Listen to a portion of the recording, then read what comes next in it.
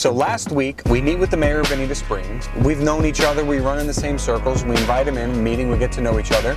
He invites me then on his boat for his birthday, but then one of the guys calls me on Monday and says, hey, I'd love for you to speak to my class on Tuesday night. And dude, that's what it happens, right? Everything's all interconnected. You just gotta do, and doors will open. Businesses only fail for one reason. It's a lack of sales and opportunity. Now, you might have a lack of sales because nobody knows who you are, but here's the deal. What I've experienced with people that don't know who I am, 50% of them love me and 50% of them hate me. So it's my number one job today to make an impression upon the community, because 99.9% of the people that know me love me. And if you're in business, it's your job for people to know who you are, what you stand for, what you're all about. And I take these meetings and speak at all these colleges because the reality is the more successful I've helped somebody be, the more value I add. And my goal is to add value, add value, add value, add value.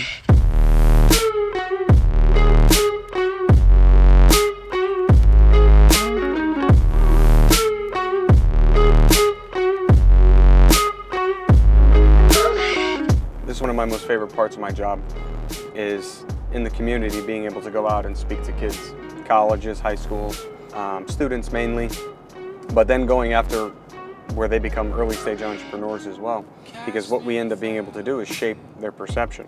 And I frequently ask myself, or I get asked, what would I tell my 17-year-old self? And the most important thing that you can do to a teenager or a young adult is help them get out of their own way. And so these are some of the things I'm most passionate about. So we're going today to speak to a local college about professionalism.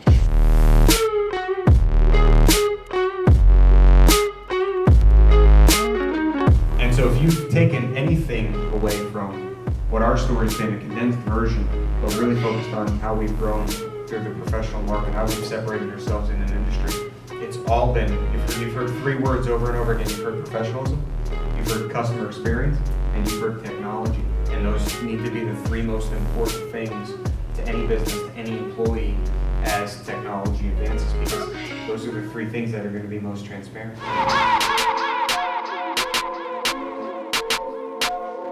Yeah, they see me shining and I'm popping, but I came from the darkness. They don't know what I did to get about it. Well, you should know about it, yeah. Know what I'm trying to accomplish, but all they ever did was doubt it. But God got me through the nonsense. You should know about it, yeah. As I walked around and met a few of the businesses, I think it really gives you some insight. This isn't just Southwest Florida, this isn't just Florida, this isn't UF, this isn't FSU or FGCU for that matter, any of the schools that are in here. This is what business is. Entrepreneurship is quite complicated, but it really sums up into two things. At the end of the day, your number one job in entrepreneurship is to stay in business. And although that was a great introduction the Dean gave for our story, it's been not without a lot of bumps, a lot of bruises, a lot of skids, a lot of misfires along the way. If you're an entrepreneur, if it isn't a spiritual expression of what you believe and what your truth is, you're not going to make it. Like at the end of the day, you only fail when you quit. And so entrepreneurship is purely about what problems you solve. And if you can't come in every day and take all the ridicule, take all the good, take all the bad, with getting slapped in the face and then wake up the next day and ready to start it all over again, you're not going to be able to do that because it's not your truth. And if it's not something that you truly believe in or are passionate about, you're not going to be successful. Business and entrepreneurship are all about the expression of yourself, period. So all that you have to do is reverse engineer what problem you solve. And to the diversity of the schools participating, shoot, I love the ideas. I think they're all great. I've been to a few of these. Hands down, let's give it up for the students, because this is some of the best ones I've seen. I mean, I'm impressed. And what's really cool about it is there's so much purity there. You guys are so pure. But what you have to always remain in focus is two things, okay? It's what value are you adding to somebody's life or problem you're solving? Because look, as a human, people take action for one of two reasons. You either move towards pleasure or you move away from pain, period.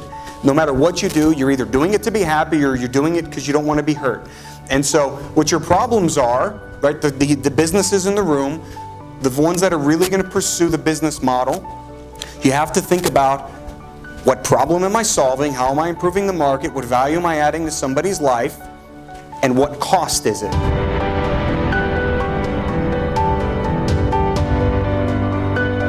Entrepreneurship, right?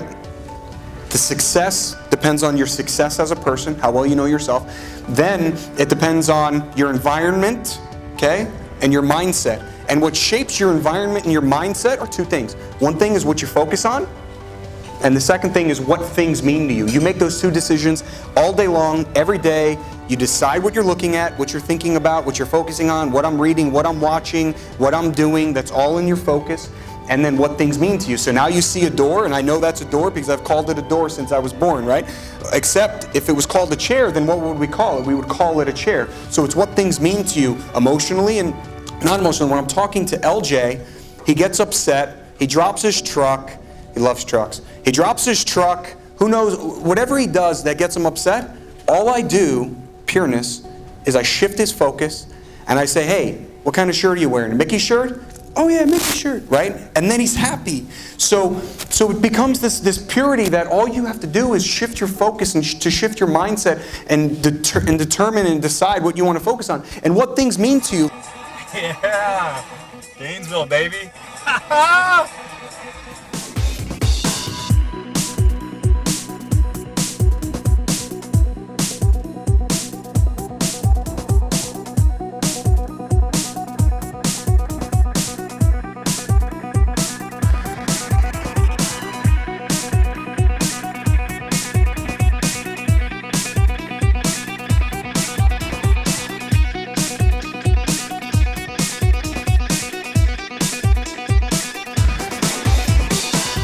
Lewis.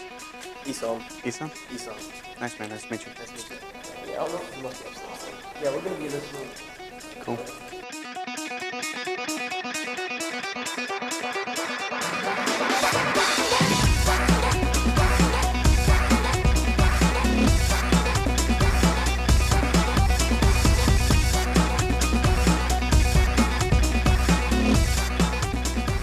Cool, so great questions, because look, what I can tell already is I'm in the right kind of environment.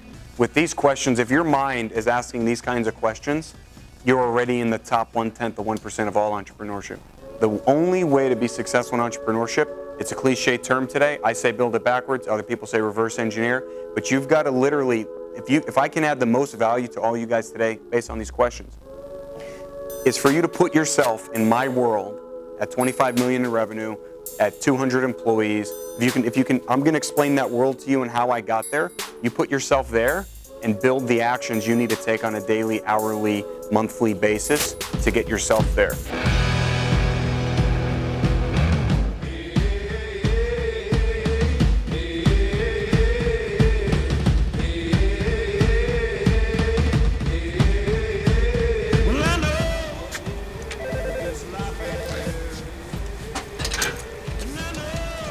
I don't know if I have my driver's license.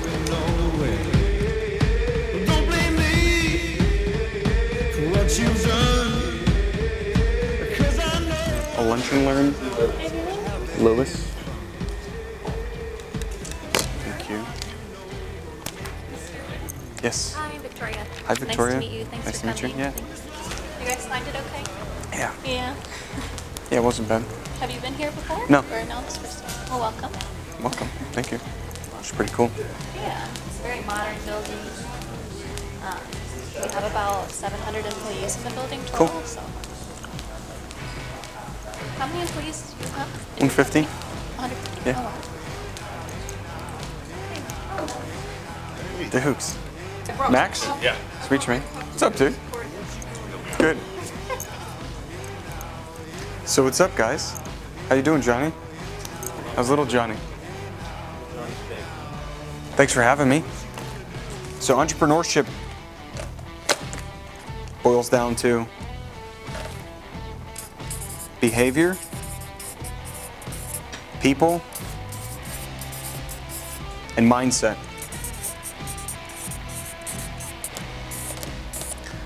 And so, what do you guys, you here, especially at this building, you guys interact completely around the clock with people, right? You guys interact with each other.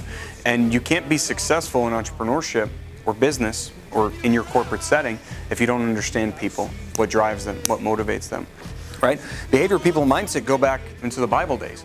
Dale Carnegie even wasn't the one that figured out what motivates and influences people or how you can connect with them. It's all the way back into the Greek days, all the way back into the Roman days, since the existence of humans.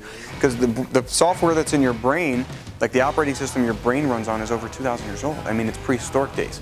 The problem with it, it's all based on fear, right? Because it's what keeps you alive. It's fight or flight. The software in your programming in your brain is literally designed to come out and always something to be wrong. For you always to be looking for what's wrong in the situation versus what's right. And so a lot of what I talk about today, and we really try and influence our technicians and field labor and people that have this mindset, but that have this mindset, but they don't have the tools to get through it, is what if life, and this is entrepreneurship, right? So entrepreneurship makes up of these three things, but the first thing that you've got to change is your mindset. So what if life is always happening for you instead of to you? On the phone, there's a guy that started a business, and in 3 years, he got up to $25 million. What's the business? I don't know. We'll find out. I want that business. Is your name Louis or is it Bruno? It's Louis Bruno total. Started the business January 1, 2013, and within the first 30 months, we grew to tracking over $2.2 million a month in revenue. What? And at that point, we had about 30,000 contract customers. What is the business? Heating repair, air conditioning, plumbing. I mean, at the end of the day, we've got to focus on keeping people cool. Where are you? Southwest Florida. Who needs heating in Florida? Yeah. Heating's in effect. Heating's in effect to cooling, man.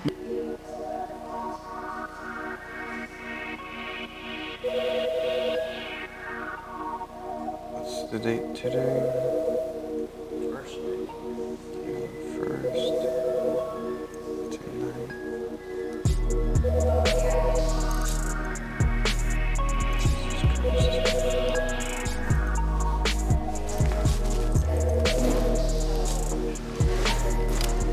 It's a cool day at Bruno Air. It's Louis.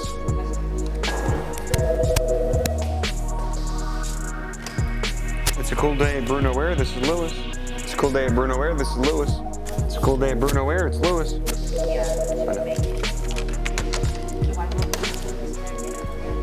It's a cool day at Bruno Air. It's Louis.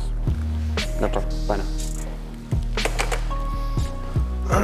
He goes, you put my air, is this Louis Bruno? You put my air conditioner in, man.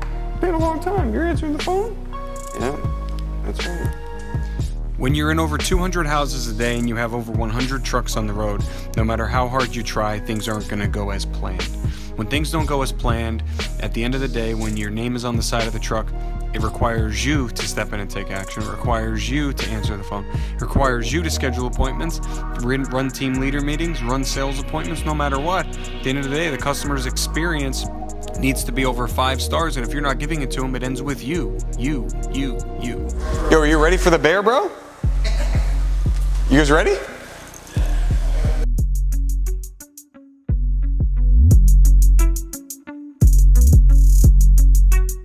You guys ready? Is that the Corona Mexican thing? Yeah. Well, we're doing the interview right now, right? We're gonna do the interview first. Yeah. Oh, we're gonna do them both and get the other one ready? Is he ready for the bear? We're doing the bear thing now, apparently. I was just saying if it was on TV. Make sure you get where do you go to the bathroom? I don't care about TV right now. Oh, there he goes. Do we have like creative direction here? You. But I'm gonna defer to the bear.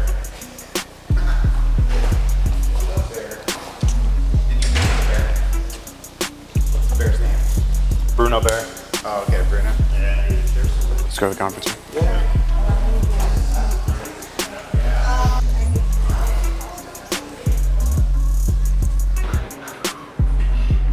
That is hilarious. We don't have a suit jacket, bro. It looks like you can fit in your jacket. I don't think so. Custom made. With the tie. Here, bro. Where do you want? Where's the best place for this man to sit? It doesn't matter. You want to leave these things up still? Yeah, you should probably sit. Is that hot? Dude, it's Yeah, it is. I brought my Canada to the dry cleaners. They're like, we're not gonna touch that. So yeah, this is what it's come to. That email, Peter, you said? Start 'em. So I got your resume. Yeah, so I got your resume. Everything looks good. I just need to know, do you have any Just tell me about your heating and cooling experience. Did you get the bag of ice? Yeah, it's in the freezer. Did you just want to get it? Sure. So, Mr. Bear. Yeah, are we calling it the bear? I don't think I'm going to say anything right away. So, Bear. Here's the bear. I don't even know if I can have that, like a huge smile there. Just give me like 10 takes in a row. So, Mr. B, thanks for coming in today. Pretty impressive resume. Can you tell me anything else about your cooling experience?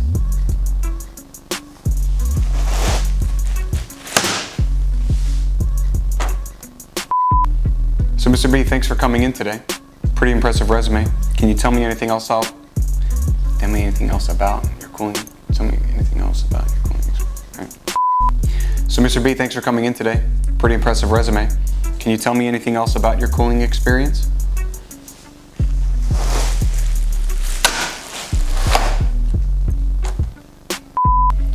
So, Mr. B, thanks for coming in today. Pretty impressive resume. Do you have any examples of any of your work?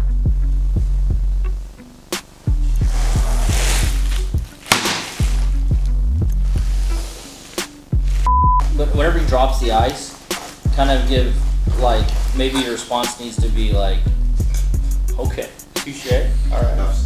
Yeah. You ready? Wherever you are. So, Mr. B, thanks for coming in today. Pretty impressive resume. Do you have any examples of any of your work? All right. So, Mr. B, thanks for coming in today. Pretty impressive resume. Do you have any examples of any of your work? All right.